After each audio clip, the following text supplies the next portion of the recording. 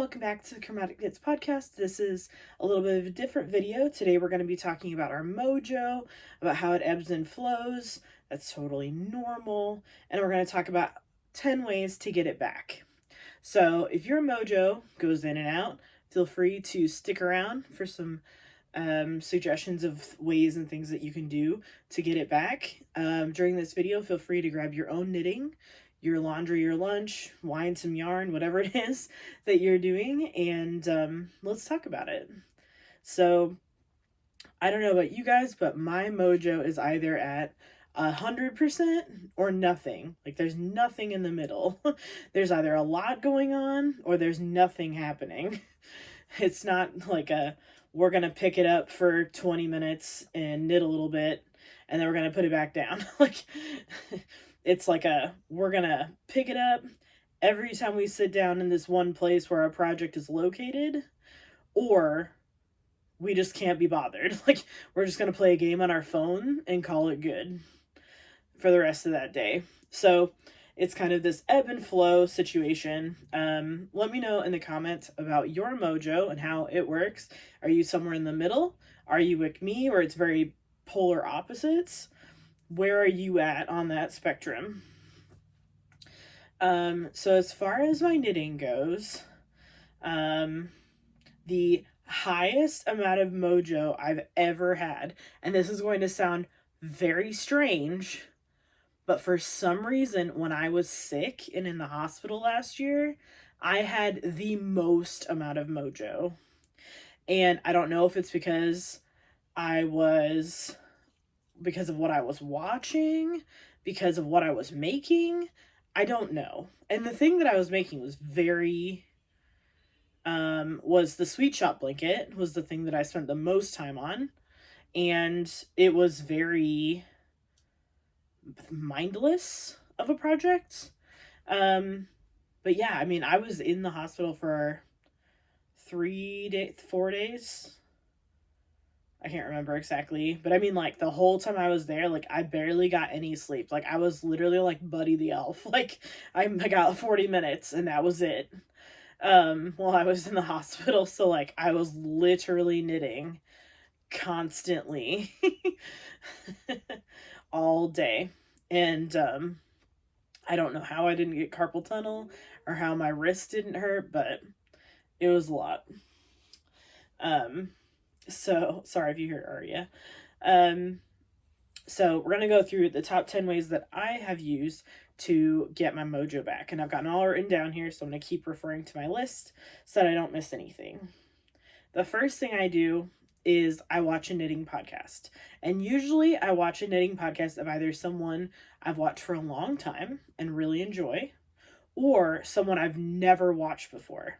So like recently, to get my knitting mojo back, I don't know why, but I've been watching a ton of stash busting videos from people that I've never watched before. And then I've also watched a couple videos, like the original first episodes of the Crazy Sock Lady and the Skein-Deer Knits, or Ellie over there.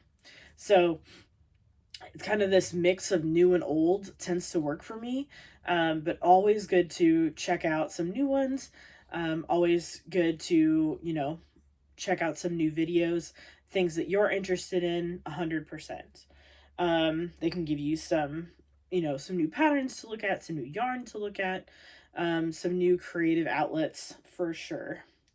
Number 2 is take a class. So one of the things that I'm doing right now is I'm taking a couple of classes with the Knitting Guild Association, which is a national association where you can sign up for either correspondence courses where you send in your knitting and then they give you feedback, or they have a few where you essentially you knit it and then you take pictures and you send it into the instructor and then they give you feedback of what you should do and then if they want you to redo anything or make any changes. So I'm doing one of each of those kinds of classes. So one where you mail it in. So I just mailed in I'm doing the basics class. So I just mailed in the first lesson yesterday. So it's like a really good review of basics. And it's also a prep class for their master hand knitting program, which is one that I am going to be doing after that class. So it's just kind of like a to get me in the role, like to get me going toward in that direction. And then I'm also signed up for another class talking about best ways to knit swatches in stockinette stitch. And there's another one that I want to take that a couple of my friends have taken. That's thumbs. It's like best how to do the best thumbs and like close those gaps in their thumbs. So I really want to take that class too. But I need to get through these two classes first before I take on anything else. But you know, taking classes in person, taking classes like that where you're taking pictures or correspondence courses, you know, they're just a lot of times the teachers are there and they can really, you know, give you some inspiration of things that you are doing well, of things that, you know, you could branch out and do, and new techniques that you've never even heard of or never done before. So always good. So third thing on my list, go to a fiber festival. So at fiber festivals, you have the marketplace, right? So you have tons of new vendors that you may not have heard of. Some of them you may have heard of, some of them you may not have, depending on how big the fiber festival is and where it's located. And so you might see all different things there. Like you might see new tools you haven't seen before. You might see yarns you've never seen before. You might see bags you've never seen before. Designs you've never seen before. Patterns you've never seen before. It might be like when I went to DFW and like I love the yarn and I loved all the knitting stuff, but there was this lady selling cookies. Like I swear to God, her cookies were so good. I went to that lady at least twice. I was like, lady, listen. Yeah, I don't know what's in these cookies, but it's like crack. Like I just want more of them. And they were so cute. They had like little llamas and like different things on them. They were so cute. So you never know what you're going to find at a fiber festival. And then also at a fiber festival, you know, there's a lot of people there. So a lot of people who are interested in the same things that you are. And a lot of times they'll wear things that they've knit. So you can go there and you can see, you know, what they're wearing, what they've knitted, you know, different patterns, different garments, different things that they've made, whether it's a bag or a sweater or whatever. You know, you've got your different options. So number 4, visit a yarn store. So, you know, visiting different yarn stores have different things, whether it's different yarn, they have different tools, they have different things that they do. Some of them have classes, some of them have get-togethers, like they'll have like a knit night, or they'll have like a time during the week where they get together and they knit, where you have that community where you can get together with people and knit, which is a huge thing. It's really important. So, which brings me on to number 5, which is knit with a local knitting group. So whether that's with your knitting shop, your yarn shop, if you have a local yarn shop. I do not have a local yarn shop. The closest local yarn shop to me is an hour away. At least it's like an hour and a half away. But knit with, you know, when I first moved here, I don't know if Nancy watches this, but I'm going to tell the story anyway.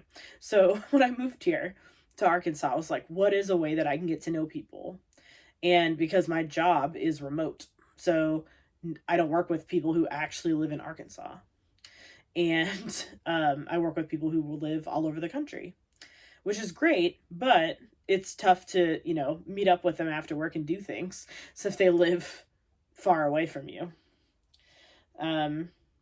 So one of the ways that I could get to know people was to knit with a local group. And I went on to a Facebook group in the area, and just said, hey, is there a local knitting group? And this lady named Nancy got on there and she said, yeah, we meet at the library. So the library is another place you could check out to see if they have a knitting group.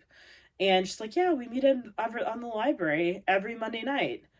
And this was like 2021. So it was still like COVID was still kind of happening. There were new waves of COVID that were getting like more and more messed up as more waves came out of it and mutations were happening.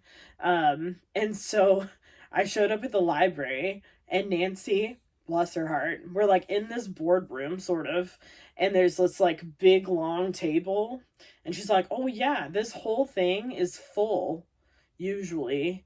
And like we even have overflow into these other rooms, like these study rooms that were next to it. She's like, sometimes we have to go in there and overflow. I kid you not, for like 2 months, it was literally just me and Nancy in that room. And I was like, and in my head, I'm like, are these your imaginary friends? Like, who are these people? And where are they? um, so, and I'm like, I got catfished. And so, and then because like COVID was coming back, they stopped having the group at the library because they didn't want people to like group together. Um and so because it would like, you know, further the transmission of the disease. And so she's like, "Oh, some of us are meeting at so one of the people in the group um she owns an eye doctor clinic, and she's like, oh yeah, we're going to her like doctor's office after hours when everything else in the strip mall that it's in is closed, and we're gonna go in there and knit after hours." And I was like, are these imaginary friends? Like, I don't know these people, I don't know who they are, like, can they be trusted? I don't know. Like, am I really gonna go knit with these people after hours when no one can hear me scream for help? Like, no. So I didn't go. And so, like, apparently she went to these meetings at that office, and she kept telling them, like, Michelle's coming. Michelle was not coming. And so I waited until we all got back at the library before I went back. But yeah, no, I love that story. I had to tell Nancy, sorry, Aria's just making weird noises. I love telling that story, and Nancy laughs every time. So yeah, so you never know what you might find out. And then, like in our area, there are a couple different knitting groups. We have a guild here now. We have like a meetup group for all fiber arts. So all good things to check out in your area. What else? Knit a project that you've always wanted to. So like if there's something in your queue that you keep putting off, but like every time you see it, you're like, I just want to make that so much. Make it. Do it. Now's the time. There's never going to be a better time than now. So make it. Do the thing. Sometimes just having like a project like that you've always really wanted to make going is just something that really can push you through a pattern and into your knitting. Number 7, sorry. Knit a project with a friend or join a knit along. So there's tons of famous knit alongs every year. Andrea Mowry does a knit along leading up to New York Sheep and Wool, aka Rhinebeck. Stephen West does multiple knit alongs throughout the year. He has an MCAL in the fall, a hybrid knit along in the winter, yarn along in the spring, and then he's been doing a sock knit along during the summer. I don't know if that's happening again this year, but that's what he's done in the past. But there are all kinds of different podcasters that do knit alongs, yarn stores that do knit alongs. I know like the Woolly Thistle does knit alongs. The Knitting Guilds Association has knit alongs that they do every year.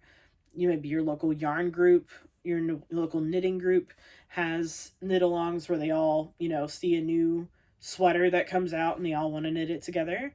I know that my local knitting guild they're all knitting the ranunculus. I'm not knitting the ranunculus. Or as some of them are having issues pronouncing the ranunculus, so they call it the redunculus or the ridiculous or the rhinoceros or whatever. Like, they just keep coming up with more ridiculous names for that sweater. But it is a good pattern if you've never knit it before. I knit it like a while ago. I don't know, like a long time ago, when it first came out. And then I haven't gone back to it since. What else? Knit a potato chippy pattern. So what I mean by that is there are patterns where you have like little segments that you can knit up. So like the Dustland sweater by Stephen West has like these couple different patterns segments that you can do so that like you get that sense of accomplishment after doing each section. The Pacific Knit Co. Doodle Cows are another project like that. So you get like the image and then the next image and whatever. So you're getting kind of these little segments. Casapinka a lot of times has patterns like that where there's these little segment designs in them, so that you can kind of like, one more section, and set it when you have patterns that you don't do well with. Like, I personally don't do well with patterns like vanilla sweaters. Like, I just don't. Like, you just go in the round for your whole life. You just knit. And I'm like, that is so boring. Like, I just can't force myself to do it. And I'm just like, oh, I hate this so much. And then it just goes into the UFO pile and dies. Like, it just stays there forever because I don't want to finish it, because I'd rather be doing something more interesting than just knitting in the round for the rest of my life. That's why a lot of people get stuck on Sleeve Island, because the sweater itself might be interesting, but the sleeves aren't. And so they just get stuck there and it just dies on Sleeve Island. So unless you power through. So, finding something that is interesting for you that you are going to finish and that is not just going to become another UFO that sits in the closet for the rest of its life. What else? Oh, look in your stash or buy yarn that inspires you.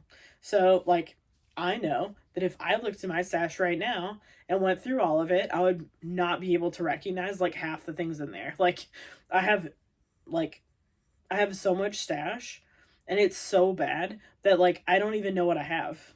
And so like I could go back through all that yarn and be like, I have that? Like, that would be a really cool insert pattern here. Like, you never know between your stash, or if you just like, if you go on Instagram for like 5 minutes, I swear, you get all the yarn. I just bought yarn from Moonglow Yarn Co. And I was like, Michelle, you cannot buy any more yarn. And then I was like, but it's so pretty.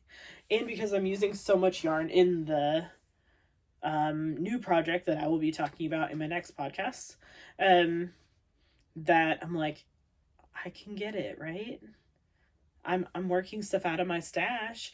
And I finished the Dustland sweater for my dog, and I was like, that was a couple balls of yarn, right? Just agree with me, it's fine. Okay. And then last but not least, number 10, knit something for yourself. I know that forever I only knit things for other people. And it's really hard to get excited for something when you know that it's not for you and that the person may or may not appreciate it. But you know that if you knit something for yourself, that you will appreciate it, you will use /wear /whatever it, and you will love it because you're making it and you love the pattern and you love the thing. So it's really important to also think to make stuff for yourself. So those are my top 10 lists of things that help me get my mojo back. I hope that that helps you. I hope that your mojo isn't on the downslide, and I hope that all of your knitting adventures are going well. Happy knitting, and I will talk to you again soon.